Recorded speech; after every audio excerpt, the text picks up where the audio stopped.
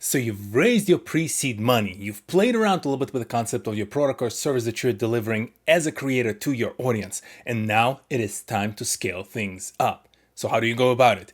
In today's video, we're going to talk specifically about raising money at the seed stage to help take that business idea that you have to the whole nother level. General theme of this stage of the investment is confirming product market fit and taking it to the next level when it comes to the revenue, the volume of sales, and things of that nature. So there are a lot of questions for you to answer. As in the prior videos, I will try to go as fast as possible through them, but feel free to drop in the comment section below if you have any other clarifications you'd like me to make. So at this point, we already know how to talk about the specific problem that you're trying to solve and for whom. And I've mentioned in the last couple of videos, primary idea of still raising this question here is that as you release your product, as the service that you created is out there and you start trying to sell it to different types of audiences, you might realize that you completely misunderstood who you need to sell it to, or you found some interesting niche within the segment of the market that you're trying to sell to. So it's worth revisiting and saying like, hey, our initial hypothesis was XYZ, but now as we went through this entire process of like MVP selling and we put out the first version of the solution that we kind of like used our pre-seed funding, now we evolved our thinking about the market. So at this point in time, you usually start talking about just that evolution and better, more like distilled understanding of your market. Same goes for the actual solution itself and how does it differ, right, from the alternatives? Because as you went through the entire process, you probably had, and hopefully you had a lot of those conversations with the potential customers or folks who said no to your sale on, okay, why is it a yes? Why is it a no? How we differ versus our competitors? What do we need to introduce as additional features, functionality to our product, whether it's a digital product, physical product, to get your yes as a consumer? And again, you'll show some evolution of that understanding and refinement of how you deliver your product to your potential customer. And that's where you start talking a lot more about TAM, SAM, and SOM. And relatively straightforward actually to define. So TAM, total addressable market, is your global population of the potential customers. And this number can vary a lot. I mentioned in the prior videos where, say you're selling a snack. Technically, a total addressable market is entire, 7 billion people out there. Now, in reality, you have to go and say, okay, but how many of them actually can afford the snack? How many of them can actually don't have any allergies to consume that snack, blah, blah, blah, blah. You basically keep whittling it down to something more reasonable. And that's the idea. So depending on the type of service or product you're selling, you want to make sure you have that clarified vision of it again, but now it's realistic enough where you can defend it in front of a person you met for the first time when you explain, hey, here's my total addressable market. I'm producing this product, which is specifically made for the young cooks or people who are just starting in their cooking path, right? And I'm a cooking creator. So this is what I'm trying to sell them. And you can probably go find some stats out there, how many millions of people try to cook for the first time every year, or how many people have to, cook at home every single day, and maybe that's your addressable market. Now, total serviceable market is actually further refinement and kind of zoom in on what exactly you can go after, primarily because, say, you produce content in English. All of the global market consumes that kind of information, like recipes, again, sticking with the cooking theme, recipes, right, and different kind of ingredients, things of that nature, will be localized and available to certain regions differently from the other regions. And if you have very specific set of recipes that are catered towards more of a, say, North American market, and the kind of ingredients you can find here, the kind of tools you can find here, cooking techniques that you can find here, as well as, again, you speak English and you present all this information in English. And if the product, say you're selling a cookbook, or you're raising funds for a specific new innovative website that's going to store all the recipes, if it's all in English using all of those tools and all of those ingredients, your actual serviceable market at that point is North America or something adjacent to it, or maybe like expats in the other countries who came from the Western world and have those tools and have those ingredients and understand English to the level that they can go and consume your new content on this amazing new innovative recipe website that you created, that you're raising money for. And then from then on out, you have a total actually obtainable market, right? So this is even further zoom in into the world of saying, okay, you have all those cooks, right? They speak English, they're used to the North American style cooking, they have North American style tool ingredients. How many of them can actually afford paying you, say you're going to make it a $20 subscription to your website? How many of them can actually afford it, right? And then you start pulling up the stats and saying, okay, what is the median income for the person who needs to be in this kind of like bucket of individuals who go and can actually pay me for that service? And this now becomes the real market for you that you can go after, right? And it's an important exercise to go through because many companies come out there and try to base their valuations as if they cornered the entire global market, and also try to present to their future investors like, hey, this is why we're amazing. We're going to make billions of dollars next year because we have billions of people and every one of them are going to spend $2 and we're golden. In reality, you have to present that very clear, zoomed in vision. And you can still show all of those levels. You can show your TAM, you can show your SAM, and you can show your SAO, right? You're kind of like serviceable market, because you can say, hey, these serviceable individuals who I can also obtain are the ones that I'm going to go after. Yes, they're the most narrow definition of the potential customer, but they're most realistic one, the most conservative one. And if we do and play things right and we address this market and we're able to sell into it and we're successful, guess what? Maybe we expand into SAM. And the way we expand to SAM, maybe we make cheaper solutions. We provide some sort of like tiered pricing structures where if before we excluded some of the potential customers because of the price we're charging, now we have the light version of our product or service that can address that market. So you start expanding, you can show that path, right? And then, hey, we can actually go and start translating all of our stuff into Spanish, into Russian, into Arabic, right? And all of a sudden you can zoom back out to the TAM global picture world, because now you're no longer limited by the language, by the ingredients, by the tools that you're using. Maybe you hire individuals who create certain recipes specific for those regions, right?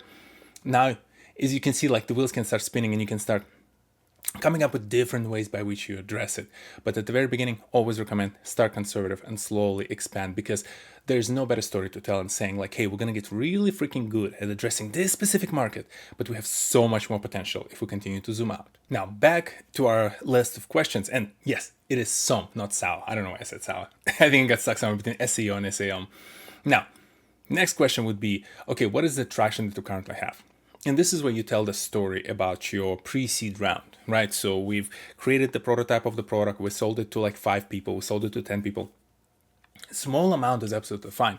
The whole idea is to show that you have some traction, that you had a hypothesis, you went with that hypothesis, you developed a prototype of the product, and you were able to sell it, even if it's a handful of people.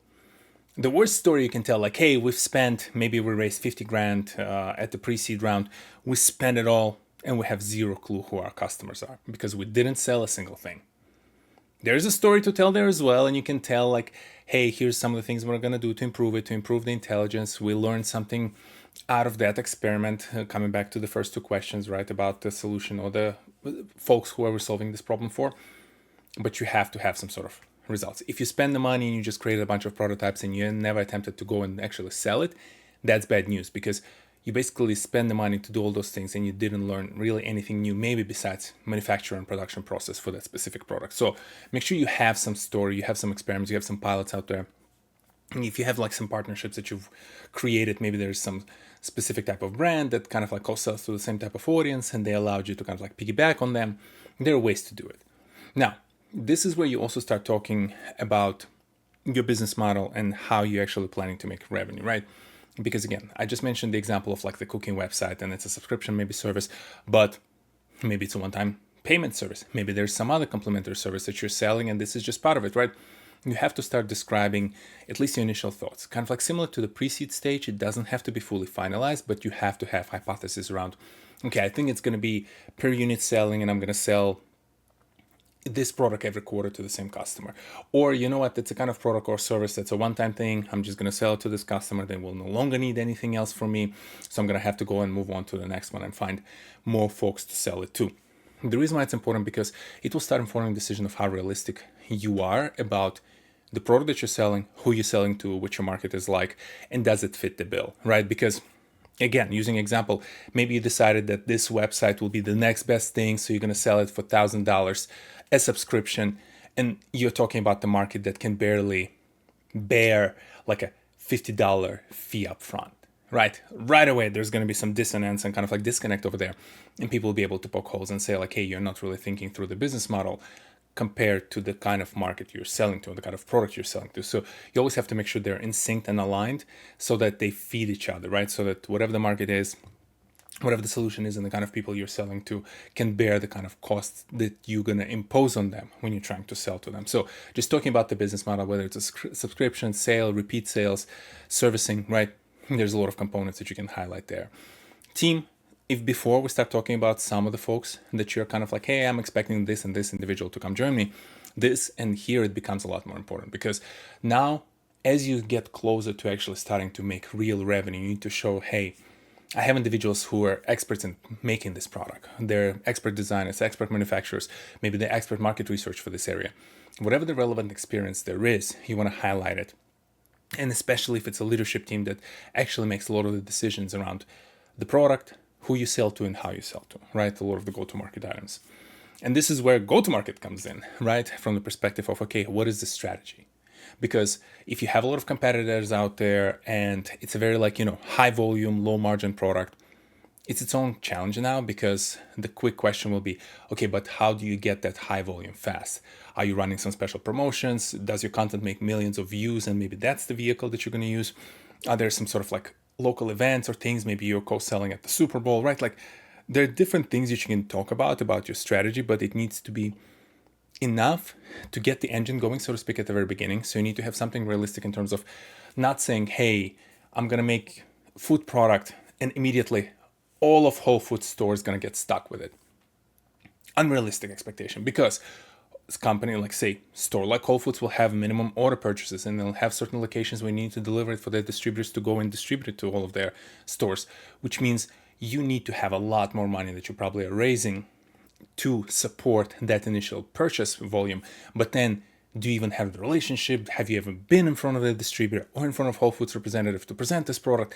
If you make a lot of these unrealistic assumptions where it will require some heroics for you to even make the first dollar, you're not going to raise much money, because people will think you're very unrealistic. So your initial strategy can be like, hey, we have a circuit of a bunch of these, I don't know, food events or some things, or honestly, say if we're sticking with the food theme, maybe there's just a series of public markets where, whatever those, farmer markets, where you can just go have a booth and try to sell through for the first few months just to test the market and see how much you can sell, right? Small scale, sure, but you're going to learn a lot because you're going to be right there talking to a potential customer, right? And if the audience at that, say, farmer's market is the kind of audience you expect them to go to, Trader Joe's, Whole Foods, whatever, Safeway, whatever your local type of store is, and to go and purchase those products, this is an amazing level of intelligence, and it actually can be a very smart market strategy to just go through those events first, get the talk track down, get the materials down, get the feedback early, iterate a lot, and then start talking about hey, phase 2 of that is that once we grow, once we get enough traction, we have some of those feedback, and we've start really feeling confident about the product, we go in front of UNFI, who distributes food, say, to Trader Joe's and a bunch of other stores, and I think including Whole Foods, and you're going to present to UNFI, and UNFI going to put you on the store shelves at, say, Whole Foods and Trader Joe's of the world, right? So there needs to be some sort of strategy that's realistic and reflects the reality of where your product is, where your understanding of the audience is, and what kind of money you have on hand to actually support it. Because again, especially if you're dealing with physical products, never underappreciate the amount of money it's going to take you to actually build up the inventory to generate that revenue. One of those early mistakes that people make. And then kind of you start talking about, again, key metrics, KPIs, and those are very different depending on the products, right? If you're a SaaS company, you're talking about your MRR, your ARR, right? Monthly recurring revenue, annual recurring revenue, average subscription volume if you have multiple different tiers, the lifetime value, right? You can talk about the retention, so GRR. So there are a lot of different things versus sales. You can say units sold if it's physical product or digital product. You can say the returns, refunds, things of that nature, right? You can work it out pretty easily in terms of what kind of KPIs folks use for these kind of products. It's very easy to find, but always, reach out. We can always chat, but it's important for you to start understanding how you're going to measure your success. And that kind of starts trickling back down to some of those things in terms of specifics, right? Okay, now you have the plan, you have the product, you have a solution, you know exactly how you're going to go to market. Now talk to us a little bit, give us confidence about your long-term plan and what you're trying to achieve, right? And that's where the questions come up of your competitive advantage. Okay, if say all of those steps work out, what do you think when you are on the shelf, if we're sticking with the food section? I think I'm hungry, that's why it's all cooking and food.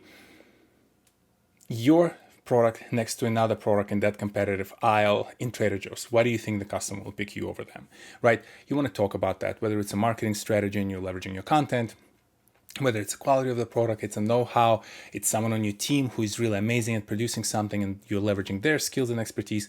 You want to talk about that kind of like a lot, especially early on, to help give confidence to the investor that they're giving money to someone who's going to actually corner the market pretty quickly. Corner being you're going to achieve your reasonable SOM metrics at first, right? And then you kind of start tying it back to, okay, the money that you're raising, how you're going to use it, how you're going to make sure you're going to, justify every single dollar spent. Because if early on, when we're talking about pre-seed, we're talking about, okay, we're trying to experiment with packaging, we're trying to experiment with the kind of product we're selling. Maybe we're going to spend a little bit of money on marketing, but very specifically just to find a couple of customers. Here you have to be a lot more specific, right? In terms of if you're making a physical product, how much of it is inventory, how much of it is the hiring, how much of it is some sort of SG&A expenses, how much you're allocating towards the refunds and returns, things of that nature, right? You have to have very detailed plan, especially because the number of money you're probably raising at this point is creeping up closer to $1 million, right? Potentially. I've seen seed rounds even higher than that, but you're now getting to the point where the money gets serious, and so your plan on how you spend them has to be very serious as well. And that's where you kind of start talking about, okay, based on what we've raised so far, what we're going to raise, this is how long it's going to take us. That's where the runway comes in, right? Again, it needs to be something reasonable, because if you're saying, I want to do the circuit of like 3 months worth of farmer's market to try and sell this product and then learn a little bit more, then go in front of the distributor, then generate enough inventory to go and put it all on the shelf on Trader Joe's. But by the way, the amount of money we're raising will cover the first 3 months. It's going to take you just those 3 months to go through the markets, and you won't even have the money left for the inventory. And it can be okay if you're very explicit about it and you're saying like, hey, this is the money I'm raising is very modest because I'm just trying to get myself through this next stage of experiments with actual product in the field. And then I'm going to do another round of funding to fund the actual building up of the inventory to support placing my product in all the Trader Joe's and Whole Foods of the world.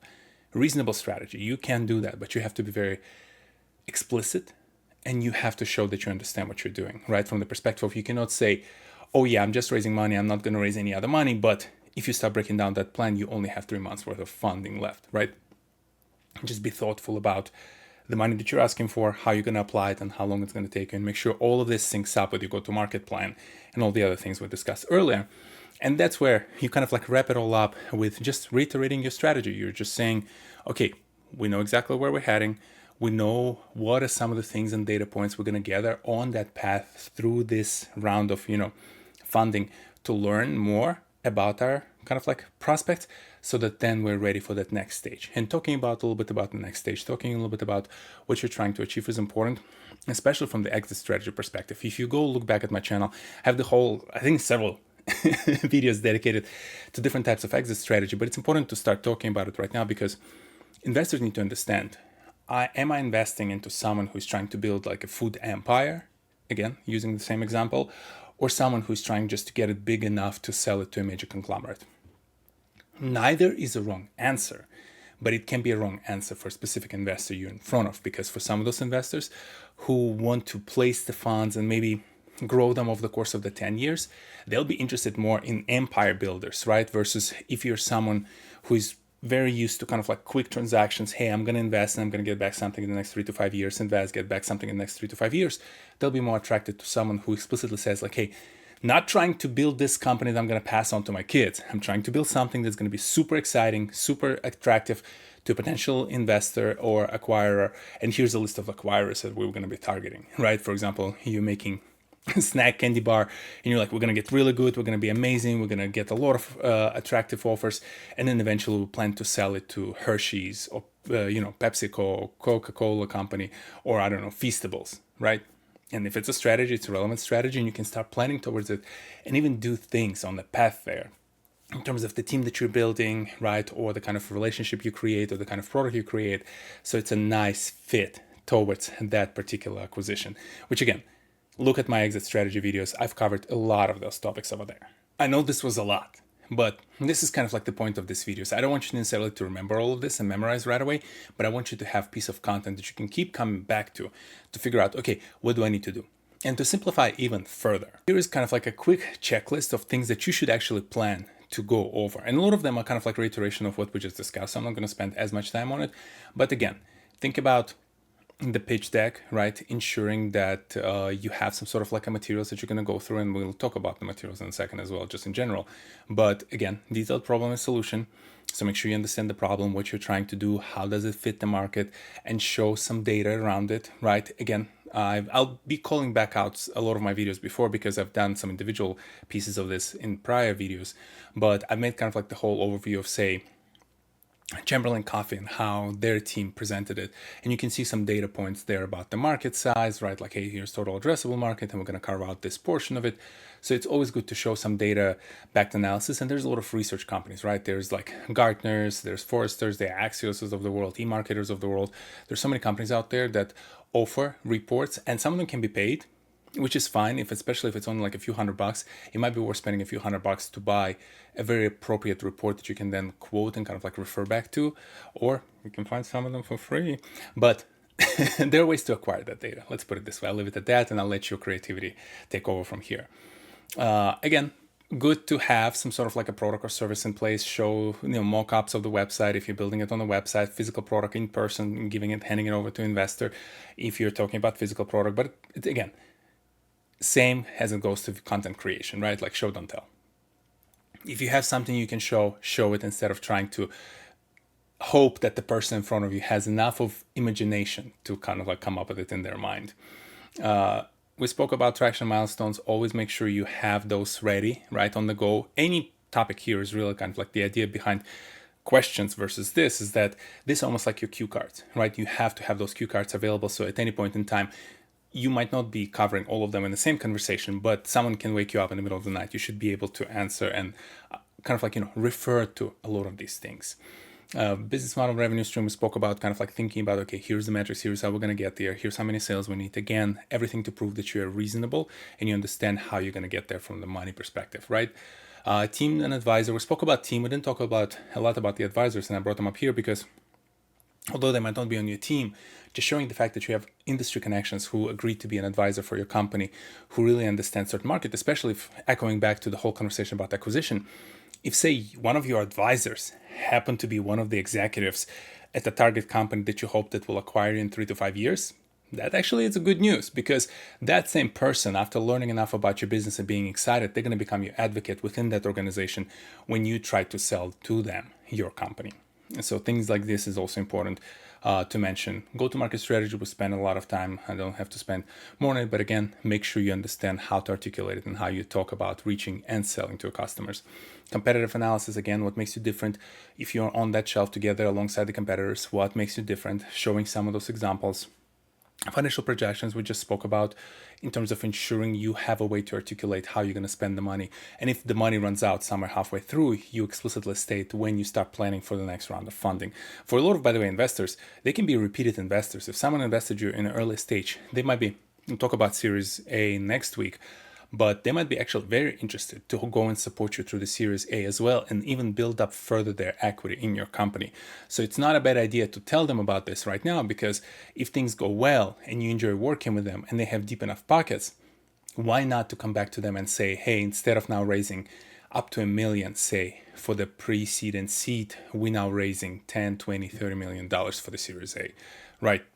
Again, those are kind of things you want to put out there. And again, using kind of like user funds and milestones, very important. Coming back to the financial projections, right? Ensuring they understand what you're trying to do, and that ties back to the clear fundraising ask. And this is where, from the data and information perspective, you don't have to go too crazy, but these are some of the important things I think you should have available, right? So have a pitch deck that kind of like covers it. Again, my rule of thumb, and you'll see it kind of like repeated. 15 to 20 slides is kind of like a sweet spot. Minute per each slide is an estimate, because rarely you'll have a lot more time with some of these folks. Even honestly, it's Series A sometimes. When you're raising more funds, they're just used to making those quick decisions for that amount of money that they're trying to fund. So from that perspective, try to be efficient and make sure you respect their time and leave more time to actually having a discussion rather than just waterboarding them with slides after slides. Having the financial model, again, it can be a very simple spreadsheet. It doesn't have to be nothing sophisticated. It doesn't have to be super good looking. It has to be realistic. Any financial model, I don't care. It can, as I said, it can be just black and white in regular Excel file, as long as it's realistic. Don't create something sophisticated with some, magic assumptions that you're going to take over the entire market next year, because it won't matter. Make something that's very realistic. And again, market research data we spoke about. Ensure you have some data points at this kind of like stage of the funding, because if in the past you could get away with hypotheses, right now you're getting mature enough and the money is getting serious enough where you need to show that you understand the market and you have empirical evidence based on other third-party research companies, right? And interesting information out there. And again, the customer service and things like this can be acquired by you, and that is fine. But again, if I'm an investor, you're asking me for several $100,000, for $1 million, I want to make sure that you're not the only one who's giving me the confirmation of this market.